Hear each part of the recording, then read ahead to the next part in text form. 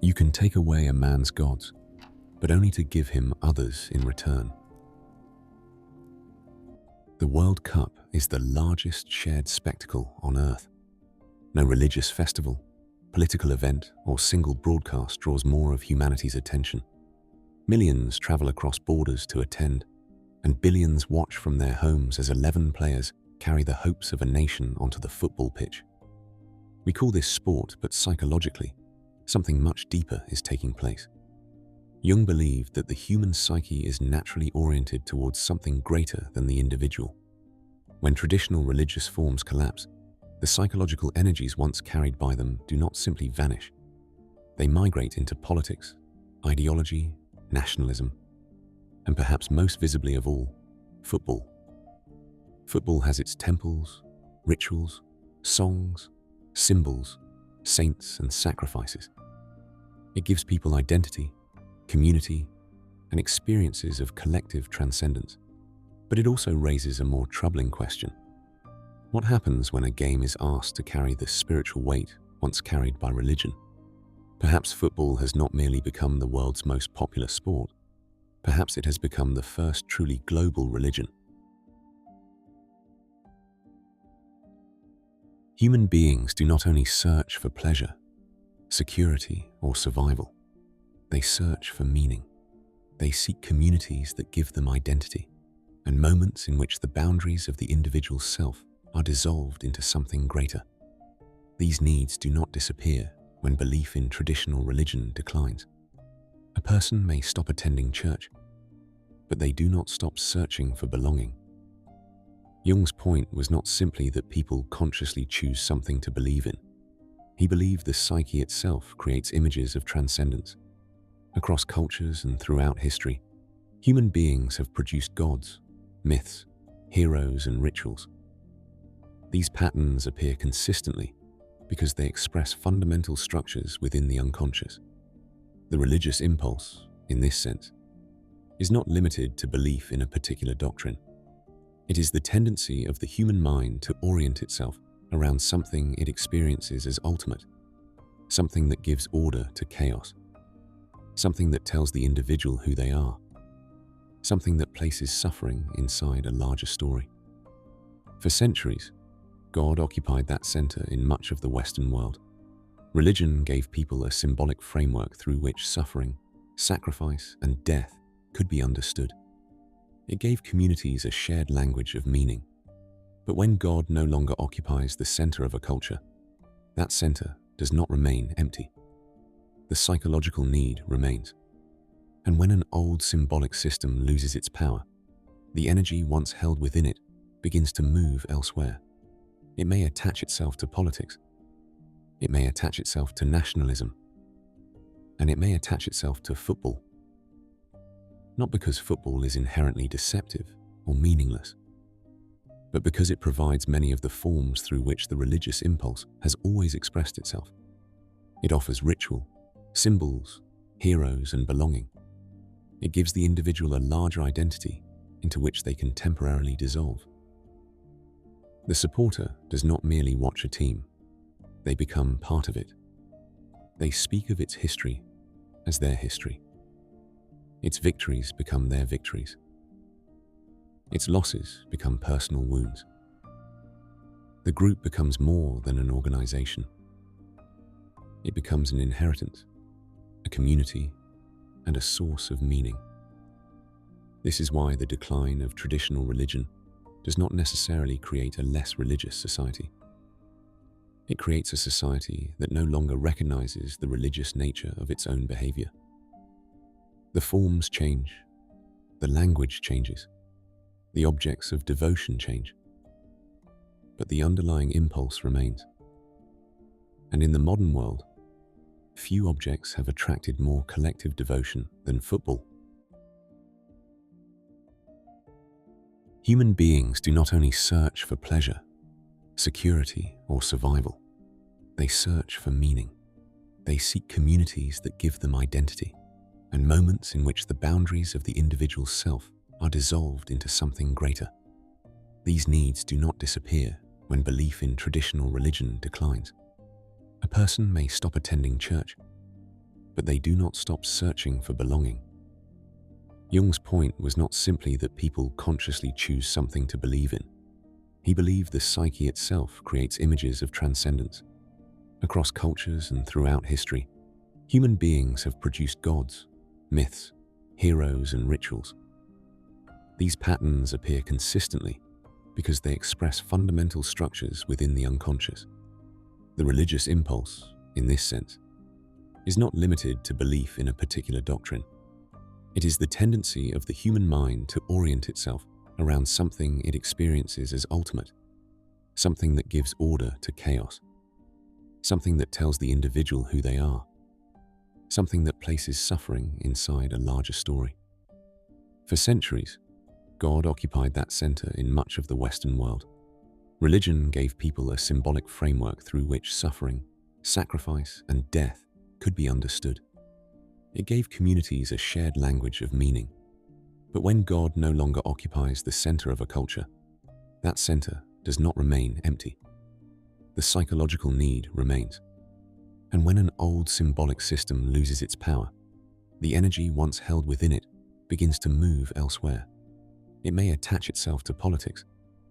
It may attach itself to nationalism. And it may attach itself to football. Not because football is inherently deceptive or meaningless, but because it provides many of the forms through which the religious impulse has always expressed itself. It offers ritual, symbols, heroes, and belonging. It gives the individual a larger identity into which they can temporarily dissolve.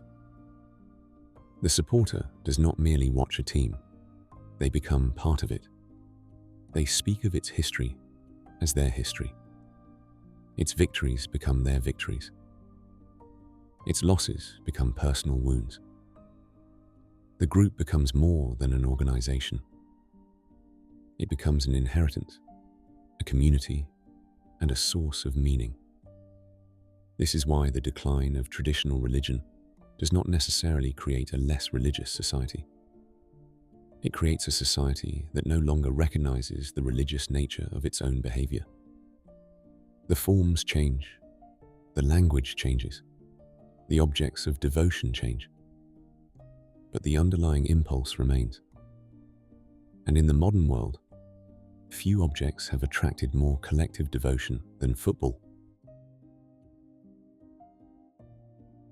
Football does not merely produce successful athletes, it produces symbolic figures who appear to transcend the game itself.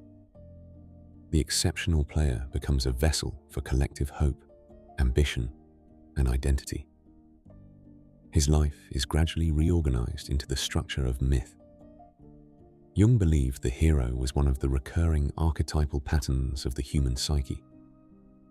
The hero represents the movement beyond limitation, the willingness to leave security, confront danger, and struggle towards a more developed form of life. When these qualities are embodied by a footballer, supporters respond not only to the actual person, but to the psychological image he carries. This is particularly significant for young men. Many encounter footballers at a stage of life when their own identity, social position, and sense of possibility remain uncertain. The player appears before them as an image of recognized masculinity, strength, discipline, wealth, and status. He performs under pressure and receives public confirmation of his value. Through identification with the athlete, the young man can temporarily participate in a life that may feel unavailable within his own circumstances. This identification becomes even stronger when the player shares the supporter's cultural, ethnic, or national background. A child from an immigrant family may see a player with a similar name, appearance, or history celebrated before the entire world. A young man from a neglected neighborhood may watch someone who emerged from comparable conditions enter the stadium as a national hero. The player then becomes more than an individual success story. He embodies the unrealized potential of the group. From a Jungian perspective, this is a form of projection. Qualities that exist as unrealized possibilities within the individual are experienced through an external figure. Projection is not necessarily harmful here.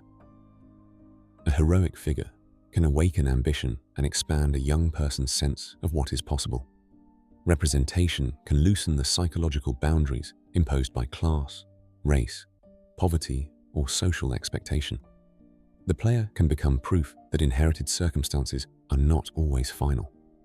The danger arises when identification replaces personal development, when the psychological energy that might have gone toward the individual's own growth is transferred instead to the symbolic figure. This is where admiration develops into idolization, and idolization into deification.